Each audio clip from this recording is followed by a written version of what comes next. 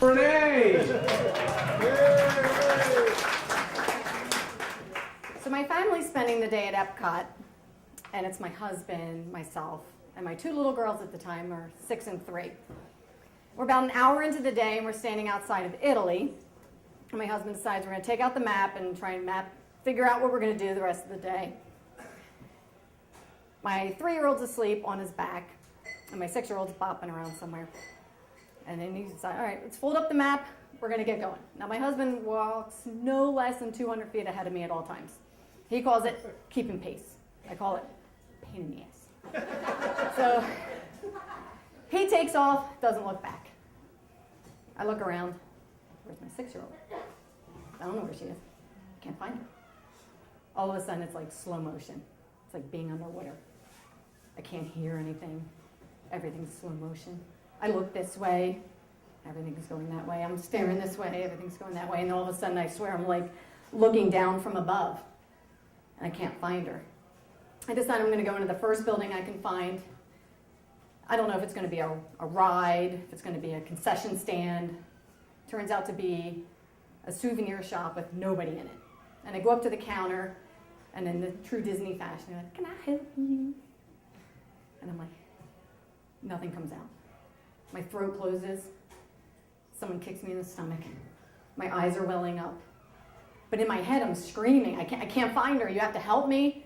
Please, somebody help me. I can't find my daughter. And at some point, something comes out of my mouth, and she said, "Oh, you can't find your daughter?" I'm like, "Yeah, that's it. I can't find her." She said, "Happens all the time." It sure does, but it doesn't happen to me. She says, "Let's go back to where we saw her last." We didn't see her. I saw her. So she takes me outside, and I'm like, right here. I was right here, and she's not here anymore. She says, "All right, stay here. I'll be right back." And I'm looking around. Again, I can hear kids everywhere. None of them are my daughter. And she comes back with a woman. She says, "Hi, I'm so-and-so. I'm the manager of Italy." Okay. She, "All right, tell me her name and what she looks like." And I told her her name, and I said, she's brown hair and brown eyes. She's 6. She has a pink sweatshirt with princesses on it and pink pants. Dear God, she looks like every 6-year-old girl in the park right now. How are we going to find this kid? She says, "Okay." Now, they have a protocol in place for missing children, as you can imagine, at Disney. And she literally holds her hand to her ear and talks into her sleeve as she walks away. She's like, "Okay, we're going to miss him." I'm like, "Okay." And she comes back, and she's there. We're going to find her. Don't worry. It's okay. I said, "You're going to have to find this child because she does not care that she is lost. This is a very independent child. She is not shy, and she's right now thinks she bought her freedom, and she is skipping through Epcot in her glory without me next to her." She's, "Okay, I would have waves of hysteria and calm, and in my hysterical fits, families were stopping and staring at me and pointing me out to their children. "Do you know what happened to her? She can't find her child. Do you know that? She lost her kid. Her kid got away from her. That's why she's crying right now." Put a big neon sign over me. "Lost my kid. Stay with your parents. Don't leave them." So time goes by. The woman next to me is trying to make small talk, and I just want to punch her in the face, but I can't. Disney.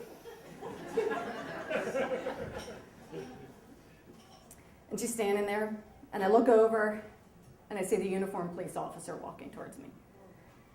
And I grab her, and my knees buckle, and she manages to keep me upright. And what I remember most is this woman comes over in her uniform, and she says, "Can you describe the child?" She didn't say your daughter. She didn't say her. She said the child, very, very neutral. And again, my throat closed, and it felt like someone kicked me in the stomach, and my eyes welled up, and I couldn't catch my breath. And just then, the manager of Italy walks over. She goes, we got her. It's all good. We found her." It's like, "Oh, thank God." So she turns and walks away. I'm like, "Oh, okay." She goes, "Okay." You go, "Where?" "You're kidding." "Serious?" "Nice. All right." I'm like, "What's going on?" She goes, "Your daughter walked to Canada." It's got to be a record, because that's almost a full circle. I was like, okay. So it felt like the next 45 minutes it took to get her back to Italy. And I wrap her in my arms, and I give her a big hug. And she's like, I say thank you to everybody, and we thank everybody, and we give them a big hug, and everybody goes about their day. And she said, what are we going to do now, Mom? I said, we're going to go over to the UK and Ireland and Mexico, where all the good tasty beverages are. All the adult beverages are on that side, and that's where I want to go. And she's like, I don't know, Mom. I've already seen it.